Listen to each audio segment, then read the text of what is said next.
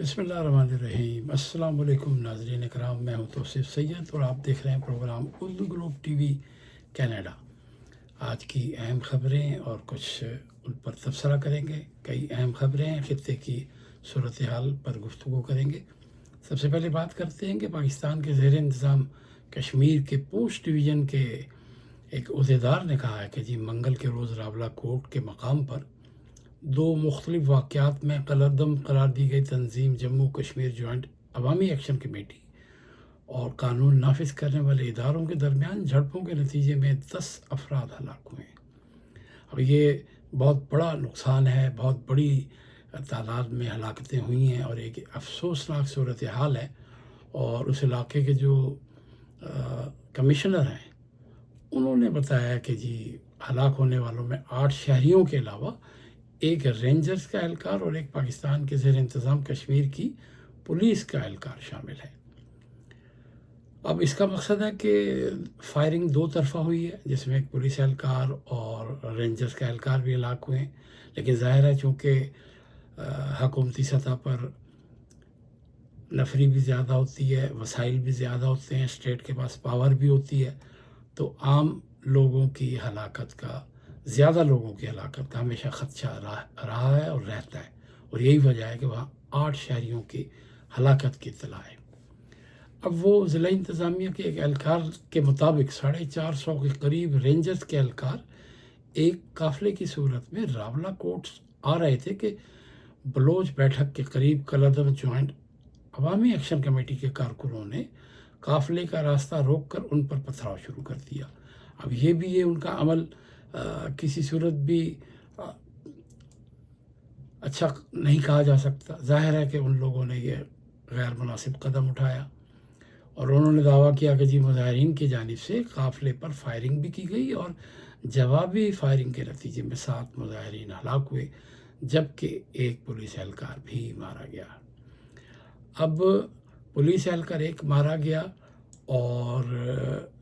ان کی جانب سے، پولیس کی جانب سے، یعنی جو انتظامیہ تھی اس کی جانب سے جو فائرنگ کی گئی اس سے پہلے 7 مظاہرین ہلاک ہوئے۔ اس کے بعد بتایا گیا ایک شخص اور ہلاک ہوا۔ مظاہرین جو ہیں وہ اپنے طور پر اس کو ہینڈل کرنا چاہتے ہیں، لیکن ان سے ہو نہیں سکے گا، کیونکہ انتظامیہ کے پاس سارے وسائل ہیں، ان کے پاس نہ تو وسائل ہیں اور قانونی طور پر، اخلاقی طور پر، سماجی طور پر انہیں بات چیت کا راستہ اختیار کرنا چاہیے۔ یہ معاملہ اس طرح حل نہیں ہو سکتا۔ اسٹیٹ نے، حکومت نے، صوبائی حکومت نے، ضلعی حکومت نے بارہا انہیں بات چیت کی دعوت دی ہے، تو انہیں یہ بات چیت کی دعوت کو قبول کرنا چاہیے۔ ادھر امریکی فوج کے سینٹرل کمانڈ سینٹ کام کا کہنا ہے کہ ایران کی بحری ناکہ بندی دوبارہ لگا دی گئی ہے۔ ایک ویب سائٹ پر بیان میں کہا گیا ہے کہ منگل اور بدھ کی درمیانی شب 1 بجے، جو کہ مشرقی امریکی وقت کے مطابق شام 4 بجے ہوتا ہے، ایران کی بندرگاہوں اور ساحلی علاقوں کی جانب آنے اور وہاں سے جانے والے بحری جہازوں کے خلاف بحری ناکہ بندی دوبارہ لگا دی گئی ہے۔ بیان میں کہا گیا ہے کہ اس وقت مشرق وسطیٰ میں امریکی بحریہ کے 20 سے زیادہ جنگی جہاز اور سینکڑوں فوجی طیارے تعینات ہیں۔ امریکی افواج بدستور چوکس، مہلک اور کارروائی کے لیے تیار ہے۔ اس سے 1 گھنٹہ قبل جاری ایک بیان میں سینٹ کام کا کہنا تھا کہ امریکی افواج نے ایران کے خلاف حملوں کا ایک نیا سلسلہ شروع کیا ہے، جس کا مقصد آبنائے ہرمز میں تجارتی جہازوں پر حملوں کے لیے استعمال ہونے والی ایرانی صلاحیتوں کو مزید کمزور کرنا ہے۔ ایران کے نائب وزیر خارجہ کاظم غریب آبادی کا کہنا ہے کہ امریکہ نے دوبارہ بحری ناکہ بندی نافذ کر کے مفاہمتی یادداشت کو مکمل طور پر ختم کر دیا ہے۔ ایرانی نائب وزیر خارجہ کا کہنا ہے کہ امریکہ اور ایران کے درمیان طے پانے والی مفاہمتی یادداشت یعنی MOU جو ہے، اس کا بنیادی نقطہ ایران اور دیگر محاذوں کے خلاف جنگ کا خاتمہ تھا، جس کی خلاف ورزی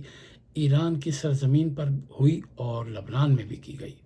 انہوں نے کہا کہ ایرانی وزیر خارجہ عباس عراقچی کے آبنائے ہرمز کی صورتحال پر تبادلہ خیال کے لیے امان دورے کے دوران عمان کے ساتھ بھی کوئی معاہدہ طے نہیں پایا جا سکا۔ ڈونلڈ ٹرمپ نے آبنائے ہرمز کے حوالے سے نئے منصوبے کے بارے میں کچھ تفصیلات فراہم کی ہیں، جس کے تحت وہ وہاں سے گزرنے والے کارگو پر مجوزہ 20% فیس واپس لینے کے بدلے میں خلیجی ممالک کی جانب سے امریکہ میں سرمایہ کاری حاصل کرنا چاہتے ہیں۔ ان کا کہنا ہے کہ یہ فیصلہ خلیجی ممالک کی جانب سے فیس کے اعلان کے بعد ہونے والی رابطہ کاری اور گفتگو کے نتیجے میں کیا گیا۔ اس وقت ایک بڑی اہم اور قابل توجہ بات ہے، وہ یہ ہے کہ اس معاملے پر اب ٹرمپ کا موقف جو ہے وزیر خارجہ مارکو روبیو کے موقف سے قدرے ملتا جلتا دکھائی دیتا ہے، اور وہ پہلے ہی کہہ چکے ہیں کہ امریکہ یہ نہیں سمجھتا کہ کسی بھی ملک کو اپنا حرمت سے گزرنے والی جہاز رانی پر محصول عائد کرنے کا حق ہونا چاہیے۔ اقوام متحدہ کے ذیلی ادارے انٹرنیشنل میری ٹائم آرگنائزیشن کا کہنا ہے کہ ابنائے حرمز میں گزشتہ رات ہونے والے حملوں کے نتیجے میں کم از کم 2 افراد ہلاک اور متعدد زخمی ہوئے ہیں۔ اس سے قبل متحدہ عرب امارات اور انڈیا نے کہا تھا کہ تہران کے حملوں کے نتیجے میں ایک انڈین ملاح ہلاک ہو گیا ہے۔ اب اس انڈین ملاح کے ہلاک ہونے کے نتیجے میں بھارت نے جو حملے کے موجب بننے والے ملک ہیں ان کے سفیر کو اپنے ہاں طلب کیا ہے اور اپنا ایک سخت احتجاج ریکارڈ کرایا ہے، کیونکہ تہران کے حملوں کے نتیجے میں انہوں نے ظاہر ایرانی سفیر کو اپنے یہاں طلب کیا اور انہوں نے بتایا کہ یہ ناقابل قبول ہے۔ اب آئی ایم او کا کہنا ہے کہ اسی جہاز پر موجود ایک دوسرا ملاح بھی جان کی بازی ہار گیا۔ یہ جہاز عمان کے ساحل سے 13 سمندری میل کے فاصلے پر موجود تھا۔ ایک اور جہاز ممباسا بھی ایرانی حملوں سے متاثر ہوا۔ گزشتہ رات کے حملے میں اس جہاز پر سوار 14 ملاح زخمی ہوئے تھے۔ ادھر اسرائیل کے وزیر اعظم نیتن یاہو نے ایران کو خبردار کرتے ہوئے کہا کہ اگر ایران نے اسرائیل پر حملہ کیا تو اس کا جواب پہلے کے مقابلے میں کہیں زیادہ طاقتور ہوگا۔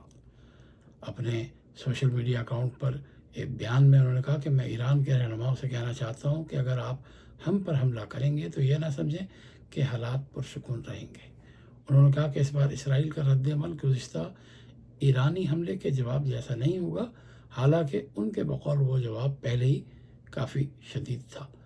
نیتن یاہو نے کہا کہ وہ وقت گزر چکا ہے کہ جب کوئی ہم پر حملہ کرے ہم اس کا 2 گنا جواب نہ دے سکے۔ یہ دیکھیں، انہوں نے اس موقع پر نیتن یاہو نے یہ بیان دیا ہے، اس کی واضح سچویشن جو نظر آتی ہے وہ یہ ہے کہ وہ ایران پر حملہ کر سکتے ہیں، اور ایران پر حملہ کر کے اور دنیا پہ بظاہر یہ ثابت کریں گے کہ جی چونکہ ایران نے ہم پر حملہ کیا، بمباری کی، میزائل پھینکے، تو ہم نے اس کے جواب میں ان کو رد عمل ایسا دیا ہے۔ حالانکہ ایران نے ابھی تک کوئی ایسا بیان نہیں دیا، نہ انہوں نے کہا کہ جی ہم اسرائیل پر بمباری کریں گے، کیونکہ اس وقت تو امریکہ جو ہے وہ بمباری کر رہا ہے، اور جہاں جہاں اس کے اڈے موجود ہیں وہاں پر ایران جو ہے، خاص طور پر جو کویت ہے، بحرین ہے، متحدہ عرب امارات ہیں، اور کہیں عمان پہ بھی ایران نے حملے کیے ہیں۔ یورپی یونین ایوییشن ایجنسی نے ایئر لائنز کو بحرین، کویت، قطر، متحدہ عرب امارات کی فضائی حدود اور خلیج عمان کے اوپر سے گزرنے والی پروازوں سے متعلق انتباہ جاری کیا ہے۔ ایجنسی کا کہنا ہے کہ خطے میں غیر متوقع فوجی پیش رفت، میزائلوں، ڈرونز، جنگی طیاروں اور فضائی دفاعی نظام کے ممکنہ استعمال کے باعث پروازوں کے لیے خطرات بڑھ گئے ہیں۔ AESA کے مطابق موجودہ صورتحال میں خطے کی فضائی حدود میں پروازوں کو زیادہ خطرات لاحق ہیں۔ ایجنسی نے بتایا کہ یہ تازہ ہدایت نامہ 29 جولائی تک نافذ العمل رہے گا، جبکہ صورتحال پر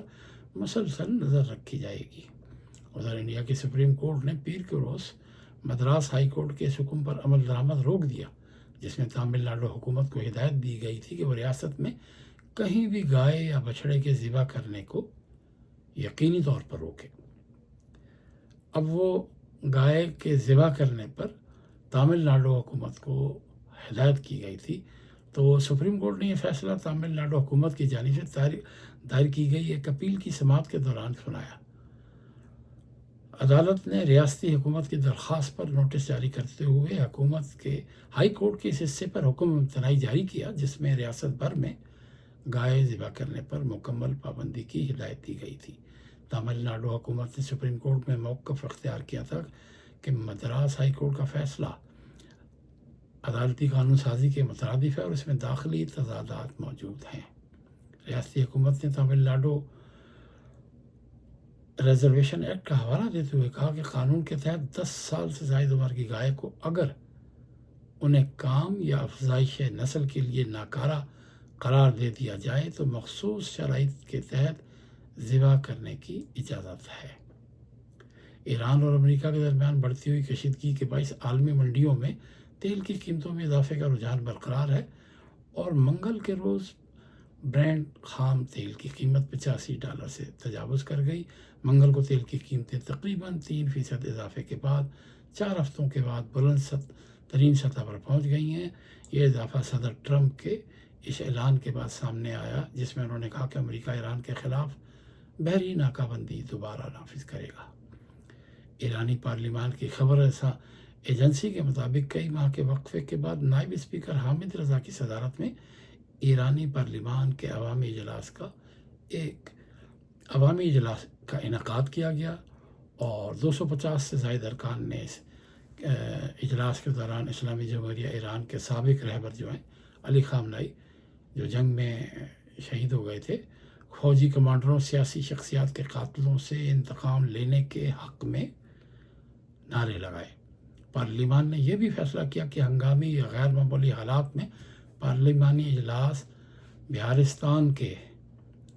باہر بھی منعقد کیے جا سکتے ہیں۔ کئی ماہ کے وقفے کے بعد غیر معمولی وقت پر عوامی اجلاس کے انعقاد سے میڈیا اور عوامی حلقوں میں خاصی توجہ حاصل ہوئی ہے۔ ادھر ڈونلڈ ٹرمپ نے ایران کو نئی دھمکی دیتے ہوئے کہا ہے کہ اگر معاہدہ نہ کیا تو اگلے ہفتے ایران کے بجلی گھروں اور پلوں کو نشانہ بنائیں گے۔ ایک بیان میں انہوں نے کہا کہ ایران پر حملے تب تک جاری رہیں گے جب تک میں نہ کہہ دوں کہ بس بہت ہو گیا۔ ان کا کہنا تھا کہ امریکہ نے منگل کو ایران کے ساتھ بات چیت کی ہے اور ایران پر معاہدہ کرنے پر زور دیا ہے۔ ٹرمپ نے دھمکی دی کہ اگر کوئی معاہدہ نہ ہوا اور مذاکرات پر آمادہ نہ ہوئے تو اگلے ہفتے ایران کے بجلی گھروں اور پلوں کو نشانہ بنایا جائے گا۔ اقوام متحدہ میں متعین چینی مندوب نے کہا کہ امریکہ یمن اور بحر احمر میں ہونے والی صورتحال کا بھی ذمہ دار ہے۔ چائنا نے اب امریکہ کے خلاف بیانات دینے شروع کر دیے ہیں اور ان کو بھی اب خطے کے حالات کی فکر ہے۔ ظاہر ہے چین کو ایران سے تیل کی اشد ضرورت ہوتی ہے۔ ابھی پچھلے دنوں اگرچہ ان کو خاصا تیل مل گیا ہے لیکن چین اب امریکہ سے اس نے ابھی بیان کے ذریعے اپنا پیغام پہنچا دیا ہے اور اقوام متحدہ میں چین کے مستقل مندوب ہیں۔ انہوں نے کہا کہ امریکہ کے رویے کی وجہ سے غزہ کا بحران جاری ہے اور امریکہ کشیدگی کم کرنے کی کوششوں میں رکاوٹ ڈال رہا ہے۔ انہوں نے کہا کہ اقوام متحدہ کو شامل کیے بغیر ایران سے مذاکرات کے درمیان امریکہ نے ایران کے خلاف فوجی کارروائی شروع کی جس سے خطے کی صورتحال پرخطر ہو گئی ہے۔ اب تو بات تو ان کی یہ بالکل صحیح ہے کہ حالات امریکہ نے خراب کیے اور اب آج اس وقت تک کی جو ہمارے پاس تازہ ترین جو خبر ہے وہ یہ ہے کہ امریکہ نے ایران کے خلاف نئے حملے شروع کیے ہیں اور اس میں 20 سے 30 زائد لڑاکا طیارے اور سینکڑوں بتایا جا رہا ہے کہ طیارے آپریٹ کر رہے ہیں۔ تو اس کا مقصد ہے کہ آج یعنی بروز بدھ پاکستان میں اور اس وقت جمعرات کی درمیانی رات ہے، بدھ اور جمعرات کی، اور 15 جولائی کی تاریخ ہے، تو اس میں بڑے خوفناک ترین حملے کیے جا رہے ہیں امریکہ کی جانب سے ایران پہ۔ اب ابھی تک یہ خبر نہیں آئی کہ ایران نے اس کا کیا رد عمل ظاہر کیا ہے اور قریبی ممالک میں جہاں امریکہ کے فوجی اڈے ہیں وہاں انہوں نے کیا کارروائی کی ہے۔ اب آبنائے ہرمز جو ہے وہ ایرانی فوج نے کہا ہے کہ جارحیت سے کبھی نہیں کھلے گا، کچھ بھی کر لیں، اور احمدی نژاد پہ جو اتنا بڑا کئی دن سے 3 دن سے الزام چل رہا ہے کہ جی ان کا اسرائیلی انٹیلیجنس ایجنسی موساد سے رابطہ تھا، انہوں نے یہ امریکی اخبار کی جو رپورٹ ہے اسے بالکل مسترد کر دیا ہے، اور عمان نے اپنا ہرمز کی بحالی کے لیے مذاکرات کو اس سچویشن میں پیچیدہ قرار دیا ہے۔ اور آپ کو یہ بھی بتاتے چلیں کہ تازہ ترین خبروں میں ہمارے پاس جو خبر ہے کہ ایران کے خلاف حملوں کا جو نیا مرحلہ ہے، امریکی فوج کہتی ہے کہ جی وہ ہم اسے جلد مکمل کر لیں گے، اور بار بار ڈونلڈ ٹرمپ کہہ رہے ہیں کہ اگر معاہدہ نہ کیا گیا تو اگلے ہفتے ہم ایران کو بہت بھاری نقصان پہنچائیں گے۔ اس میں ظاہر ہے انہوں نے کہا کہ جی ان کے بجلی گھر کو اور جو پل ہیں، بڑے اہم شاہراہیں ہیں، ان کو تباہ کر دیں گے، یعنی انفراسٹرکچر کو۔ تو چائنا نے جو بیان دیا ہے وہ بڑی اہمیت کا حامل ہے۔ انہوں نے کہا کہ جی امریکہ جو ہے ایران کے ساتھ جنگ کر کے مشرق وسطیٰ کے حالات کو مشکلات کی جانب دھکیل رہا ہے اور تشدد کی جانب اکسا رہا ہے۔ تو اقوام متحدہ نے بھی کہا کہ جی ایران فوری جنگ بندی کی جانب بڑھے، اور امریکہ پہ بھی انہوں نے یہی امریکہ سے ایک قسم درخواست کی ہے، کیونکہ اقوام متحدہ کی جو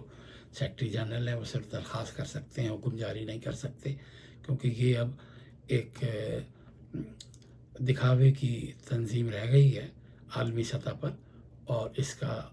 امریکہ کے اقدامات پر اس تنظیم کا، یونائٹڈ نیشن کا کوئی لینا دینا نہیں ہے۔ آپ دیکھتے رہیں اردو گلوب ٹی وی۔ توصیف سید کو یہیں پہ دیں اجازت۔ آپ سے درخواست کہ ہمارے چینل کو سبسکرائب کریں، شیئر کریں، لائک کر دیں، اور اپنے کمنٹ سے بھی ہمیں نوازیں۔ اللہ حافظ۔